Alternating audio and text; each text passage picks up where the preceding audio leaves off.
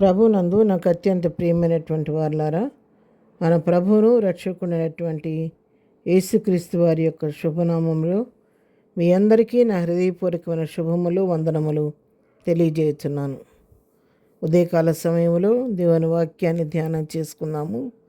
ఈరోజు వాక్య ధ్యానం కొరకు మనం తీసుకున్నటువంటి లేఖన భాగము కీర్తనల గ్రంథము 20వ కీర్తన 1వ వచనం చదువుకుందాం. ఆపత్కాలమందు యెహోవా నీకు ఉత్తరమిచ్చునుగాక, యాకోబు దేవుని నామము నిన్ను ఉద్ధరించునుగాక. ఆమేన్. దేవుని నామమునకు మహిమ కలుగునుగాక. ఆపత్కాలమందు యెహోవా మనకు ఉత్తరమిచ్చే దేవుడై ఉన్నాడు.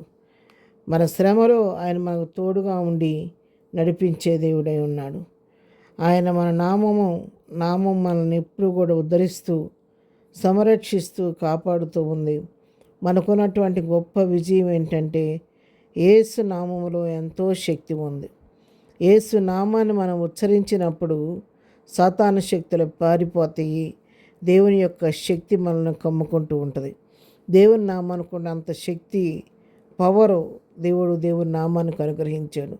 అన్ని నామముల కంటే పైనామము ఆయనకి అనుగ్రహించి అన్నిటికంటే పైగా ఆయన నామాన్ని హెచ్చించాడు దేవుడు. కాబట్టి యేసు నామం వలన మనం అన్ని విషయాలు అత్యధికమైన విజయాన్ని పొందగలుగుతున్నాము. ఆపత్కాలమందు ఆయన మనం నమ్ముకొనదగిన సహాయకుడు. ఆపత్కాలమందు ఆయన మనకు చేసిన మొరకు ఉత్తరం ఇచ్చే దేవుడై ఉన్నాడు. అందుకే కీర్తన గ్రంథం 50వ కీర్తన 15వ వచనం మనం చదువుకుంటే, ఆపత్కాలంలో నీవు నన్ను గూర్చి మొరపెట్టుము, నేను నిన్ను విడిపించెదను, నీవు నన్ను మహిమపరిచెదవు. ఆపత్కాలంలో మనం చేయవలసింది ఏంటంటే దేవుని సన్నిధికి వెళ్ళి దేవుని సన్నిధిలో మొరపెట్టుకోవాలి. మన యొక్క మనవలు ప్రభువుకు తెలియచేయాలి. మన యొక్క సమస్య, మన వ్యాధి, మన బాధ, మన అనారోగ్యం, మన హృదయ వేదన, మనకున్న సమస్య, దిగులు, చీకు, చింత ఏదైతే మన జీవితంలో ఉందో దాన్ని మన కృపాసన యొద్దకు వెళ్ళి మన తండ్రి అయిన దేవునికి విన్నపం చేసుకోవాలి. మనకున్న ఆపదలో ఆయన్ని ఆశ్రయించాలి. ప్రభువా, ఈ సమయం మంద నీవు తప్ప నాకు వేరే దిక్కు లేదు, నా నమ్ముకొనదగిన సహాయకుడు నీవు అన్నయ్యా. ఆపత్కాలంలో నీ సన్నిధికి నేను వస్తున్నాను, నీవే నన్ను ఈ శోధన నుంచి తప్పించాలని మన సమస్యను ప్రభువుకు అప్పగించుకొని ప్రభు సన్నిధిలో ప్రార్థిస్తే ఆయన తప్పకుండా మనల్ని విడిపించే దేవుడే అన్నాడు. విడిపించినప్పుడు మనమేం చేయాలంటే దేవుడు చేసిన మేలుని బట్టి ఆయన నామాన్ని మహింపరచవలసిన వారిగా ఉన్నామన్నమాట. ఆయన ఆపత్కాలం అందు నమ్ముకొనదగినటువంటి సహాయకుడు. ఎంతోమంది మన లేఖన భాగంలో మనం గమనిస్తే వారి ఆపద సమయంలో ప్రభువును ఆశ్రయించినప్పుడు దేవుడు ఆశ్చర్యకరంగా వారి ఆపద నుంచి వారిని తప్పించాడు. దానియేలు సింహబోన్లో ఉన్నప్పుడు దేవుడు మరి తన దూతలను పంపించి సింహాన్నోళ్ళు మూయించి దానియేలును తప్పించాడు.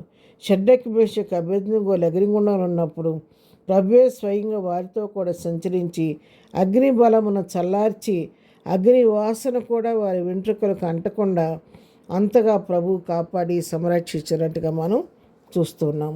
అంతేకాదు ఆపద వచ్చినప్పుడు ఎస్తేరు తన యొక్క జనాంగం నాశనం అయిపోతున్నప్పుడు మరి రాజు సముఖానికి వెళ్ళి మరి ఉపవాస ప్రార్థన చేసి రాజు సముఖానికి వెళ్ళినప్పుడు దేవుడు రాజుకు ఎస్తేరు దయ పుట్టించి ఎస్తేరు యొక్క మనవుని అంగీకరించే విధంగా చేసి ఆ దినాన ఎస్తేరు చేసిన త్యాగం వలన ఆ యోధా జాతి నశించిపోకుండా దేవుడు కాపాడినట్టుగా మనం చూస్తున్నాం.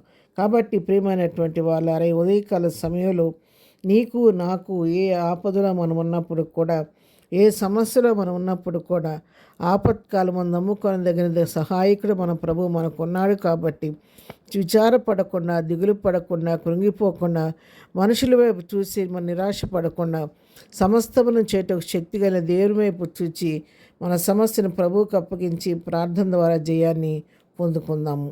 ప్రార్థన. ప్రేమగానే తండ్రి, పరిశుద్ధుడా, నీ కొందనాలు. ఉదయకాలం ప్రభువా మాకు ఇచ్చిన ఈ లేఖన భాగాన్ని బట్టి మీకు కొందనాలు. ఆపత్కాలం మందుని మమ్మల్ని ఆలకించి మాకు ఉత్తరం ఇచ్చే దేవుడు అయ్యా.